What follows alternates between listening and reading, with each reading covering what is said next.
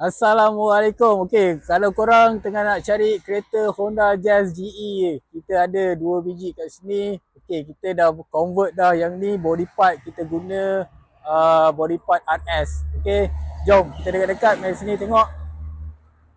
Okey, tengok ni. Okey, ni body part guna RS. Okey, grill pun kita dah pakai RS. Okey, kereta ni body asal adalah tahun 2012, model GP1. Maksudnya model hybrid. Okay, tapi diimport oleh Japan. Okay, datang dekat Malaysia. So, model ni model CBU. Okay, jom saya tunjuk kat bahagian dalam. Okay, ni bahagian dalam kita dah tukar. Kita guna seat yang warna oranye. Yang import daripada Japan punya. Okay, dashboard pun kita dah tukar. Engine pun kita dah tukar guna 1.5 RS. Okay, ini bahagian dalam. Okay, semua ada sport pedal. Spek dia memang RS punya spek lah. Okay, dalam bahagian belakang. Okay, seat belakang macam ni. Okay, kemas lagi, cun lagi.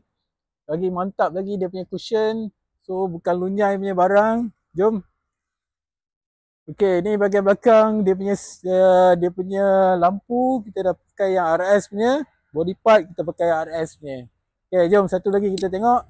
Okay, yang ni model hybrid. Okay, kita tak tukar engine part semua, kita masih pakai original hybrid lagi. Tapi kita tukar dia punya body part saja. Okay, body part ni kita pakai model yang RS punya spec. Okay, spoiler pun kita pakai yang RS punya spec. Jom kita tengok dalam dia, cun ke tak cun. Okay, ni bahagian dalam. Okay, masih original lagi. Ada pedal shift, ada auto cruise. Okay, audio player original. Okay, kereta ni ada 6 airbag tau. Okay, so in terms of safety masih lagi berbaloi juga kereta ni. Okay, walaupun tahun 2012 tapi dia punya komponen, dia punya design masih lagi up to date. Okay, kita tengok bahagian depan, jom. Okay, bahagian depan kita dah tukar lampu dia, kita letak yang smoke punya. Okay, bumper kita pakai body parts RS punya kereta. Okay, untuk harga kereta ni kita jual 28,000 saja. Okay, dengan body parts RS semua siap. Okay, cun-cun kita dah siap Puspakom, korang datang boleh bayar cash, boleh terus jalan je. Kalau nak buat loan pun boleh, tak ada masalah. Kita kat sini pun kita boleh arrangekan loan. Kereta ni masih boleh buatkan loan lagi.